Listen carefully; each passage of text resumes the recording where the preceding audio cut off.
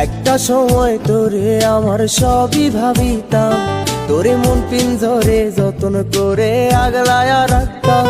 তোর হাসি মুখের ছবি দেখা দুঃখ পুষাইতাম, তুই কানলে পরে কেমন করে হার আয়া যাইতাম।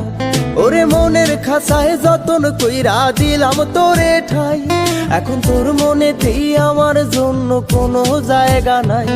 ওরে আদর কহিরা পিঞ্জরাতে পুষলাম পাখি রে, তুই যারে যা উইড়া যারে অন্য খাঁচাতে।